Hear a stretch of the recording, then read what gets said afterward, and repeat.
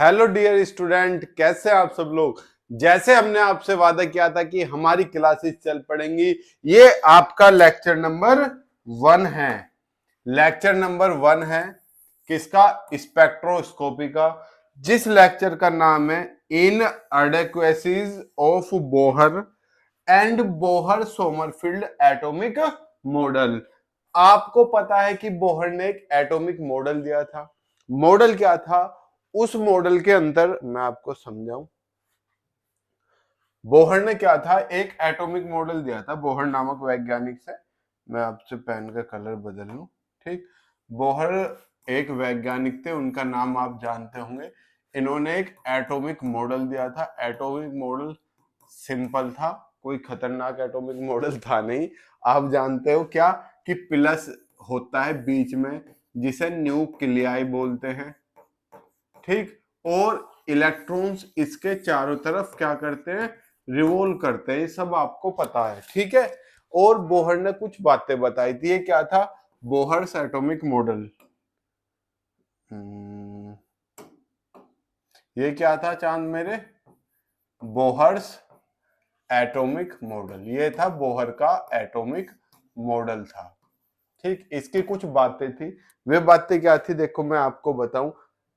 पहले इनएडेक्वेसीज का मीनिंग बता दूं। इनएडेक्वेसीज का मीनिंग है अपर्याप्तताएं। अपर्याप्त जानते हो, जो पूरी तरीके से आप लोगों को लिए पर्याप्त ना हो। तो मतलब जो आपका बोहर था और सोमरफील्ड, बोहर सोमरफील्ड मॉडल था, वो अपर्याप्त था। क्यों अपर्याप्त था? क्या वो आपको पूरी डिटेल्स नहीं दे पा रहा था? इस हेडिंग में हमें ये पढ़ना है। वैसे बोहर का मॉडल तो आपने पढ़ा ही है, लेकिन सोमरफील्ड का क्या है?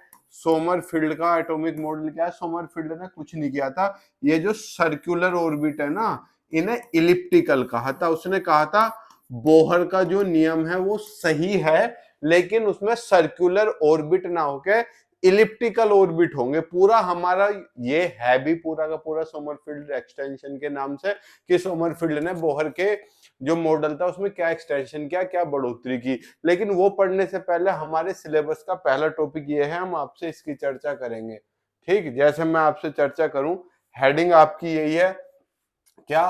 Bohr's model. पहले हम बोहर्स मॉडल के बारे में चर्चा करेंगे। बोहर्स मॉडल के बारे में एक बार मैं देख लेता हूं कि ये सही दिख रहा है या नहीं दिख रहा। कुछ कट तो हिस्सा इसका हो नहीं रहा, मैं एक बार देख लेता हूं इसमें। नहीं, सब क्लियर है एकदम। पहले मैं आपसे चर्चा करता हूं बोहर्स मॉडल। तो इसके बारे में आपको पता है, इसमें मैं ज्यादा समय लूंगा नहीं। क्या? टू एक्सप्लेन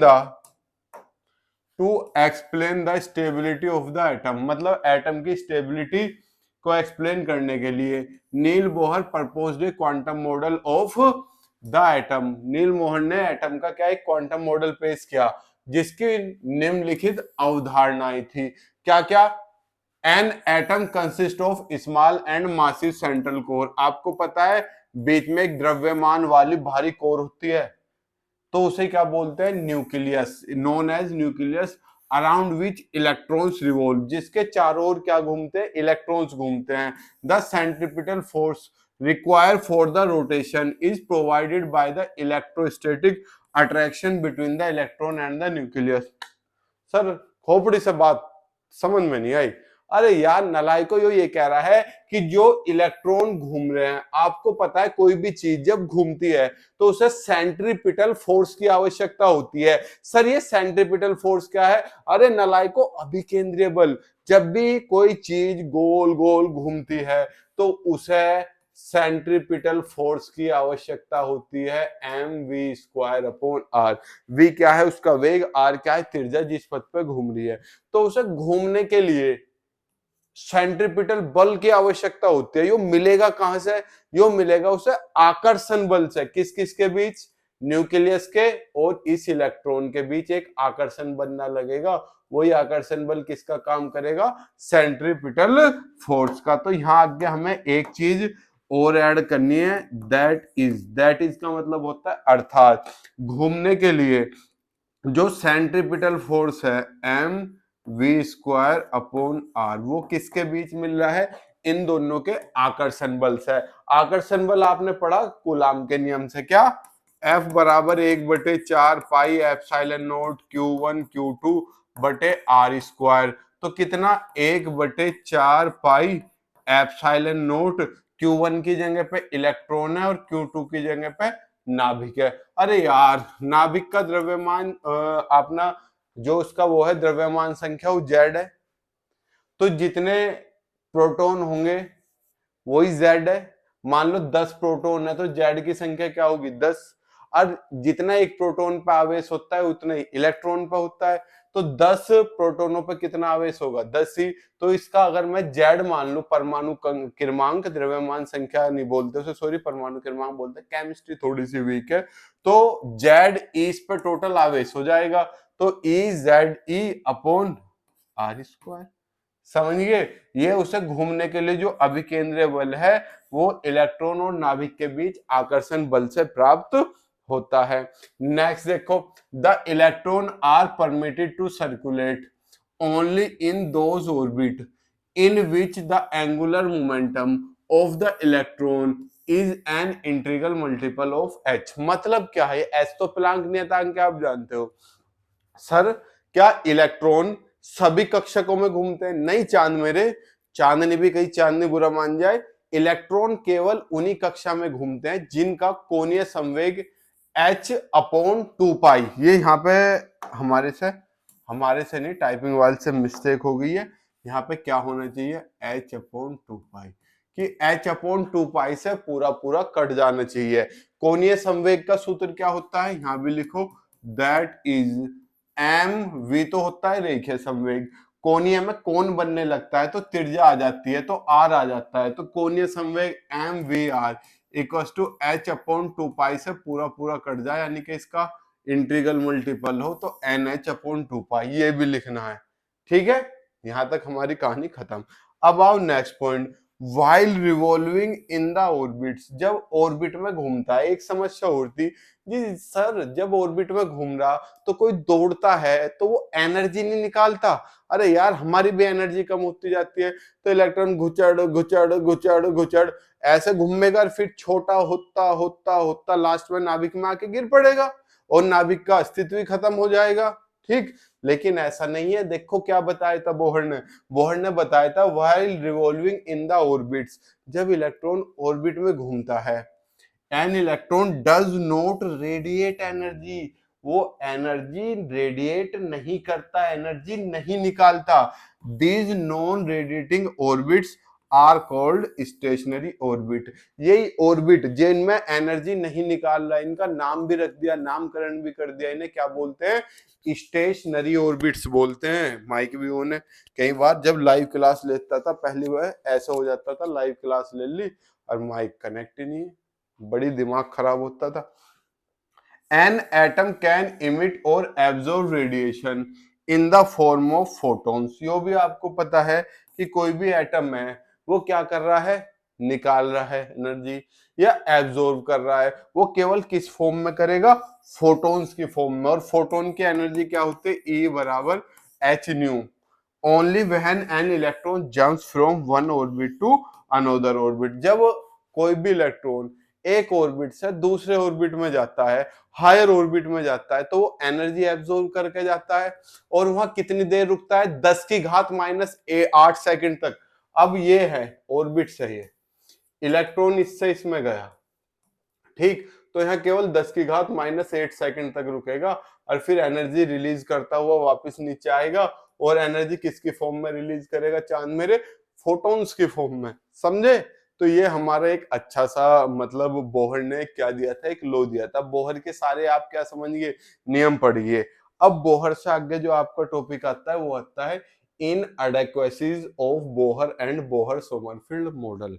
बोहर का मॉडल तो आप समझ गए, सोमरफेल्ड का मॉडल क्या है, बोहर और सोमरफेल्ड का। सोमरफेल्ड ने कुछ नया नहीं किया, इसीलिए इनका नाम बोहर के साथ जोड़ा गया है।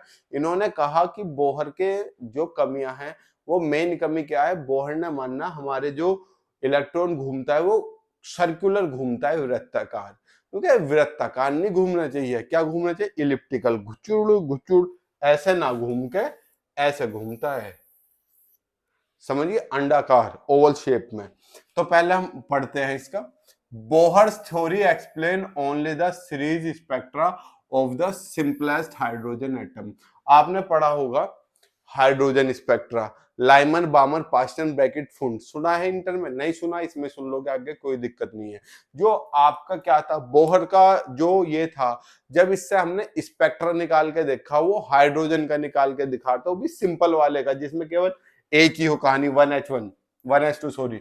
It fail to explain the spectra of more complex atom with multiple electrons. यो केवल उनका ही बारे में बताता था जिनमें केवल एक इलेक्ट्रॉन, जैसे 1s2 था। लेकिन अगर एक से ज्यादा इलेक्ट्रॉन हो या कोई कॉम्प्लेक्स आपके पास एटम हो, उसके स्पेक्ट्रा के बारे में बोहर का मॉडल नहीं बता पाता था, बेकार हो जाता था। सोमरफील्ड्स मॉडिफिकेशन, फिर इसमें सोमरफील्ड ने मॉडिफाई करा। सोमरफील्ड ने कहा भाई ऐसे की जगह ऐसे कर लो, ठीक। Could explain the fine structure of spectral line of hydrogen. तो हाइड्रोजन के सिंपलेस्ट बता रहा था और इसकी स्पेक्ट्रल लाइन के बारे में नहीं बता पाता था।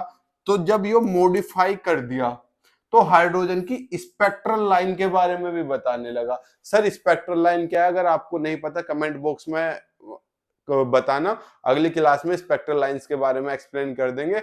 हालांकि स्पेक्ट्रल हाइड्रोजन स्पेक्ट्रम आपका आगे पूरा का पूरा टॉपिक है, आप समझ जाओगे, ठीक। बट लेकिन it failed to predict the correct number of fine structure line. यो क्या कर रहा था, फाइन जो उसकी स्ट्रक्चर की लाइन है उन्हें एक्सप्लेन तो कर पा रहा था, पर कितनी लाइन है नहीं बता पा रहा था। तो इसका मतलब यो भी अपर्याप्त था, पूरी तरीके से यो भी क्या था, काबू में नहीं आ रहा था, ठीक। Both theories could not explain, दोनों थ्योरी एक्सप्लेन नहीं कर पा रही थी the complex spectra of alkali metals. जो एल्कली मेटल्स है उसके बारे में आप जानते हैं, एसपीडीएफ बारे में पढ़ा है, इनमें पता होगा मेटल नॉन मेटल संक्रमण तत्व पढ़ा है, एल्काइल, चलो समझ से होंगे। Like sodium these theories also failed, मतलब जो एल्कलाई मेटल थे, हलीना की रब से फरियाद है, इनके बारे में ये एक्सप्लेन करने में फेल हो रही थी। ना तो जीमन इफेक्ट बता पा रही थी, ना ही स्टार्क इफेक्ट बता पा रही थी, ठीक। तो आप समझ गए अपर्याप्तता इसकी क्या थी, कुछ नहीं बचा अब हमारे पास। मेनली हम आपसे डिस्कशन कर चुके सारी चीजें, आशा करता हूँ आपने साथ साथ स्क्रीनशॉट भी ले लिया होगा। तो आपको ये क्लास समझ में आई होगी कि बोहर ने क्या किया था, चीजें बताई, उसमें सोमरफील्ड ने क्या क्या चेंज किया। उसने कहा गोल की जगह अंडाकार लो। अंडाकार लेने के बाद बोहर हाइड्रोजन स्पेक्ट्रम के अलावा कोई नहीं बता पा रहा था, हाइड्रोजन भी सिंपलेस्ट वाला। तो आपका जो क्या था, सोमरफील्ड ने सिंपलेस्ट वाला तो बताया, हाइड्रोजन की और दो चार स्ट्रक्चर भी बता पाई। लेकिन हाइड्रोजन से अलग जैसा सोडियम था, इनके बारे में सोमरफील्ड का जो मॉडल था वो भी नहीं बता पा रहा था। तो यही दोनों की अपर्याप्तता थी जो हमने आज की क्लास में डिस्कशन करी। कल आपसे नेक्स्ट टॉपिक करेंगे। अच्छे से नोट्स बनाते चलो, कोशिश मैं भी कर रहा हूँ नोट्स बनाने की, ठीक। अगर सही रहा, मैं कंप्लीट नोट्स बना पाया तो मैं डिस्क्रिप्शन बॉक्स में कहीं डाल दूंगा, आप वहां से डाउनलोड कर लेना। अभी नहीं, कभी तुरंत ही comment sir note sir note sir note, अभी समय लगेगा 15 से 20 दिन का, ठीक। मिलते हैं आपसे नेक्स्ट क्लास में, तब तक के लिए जय हिंद, जय भारत, प्रणाम, शुभ संध्या।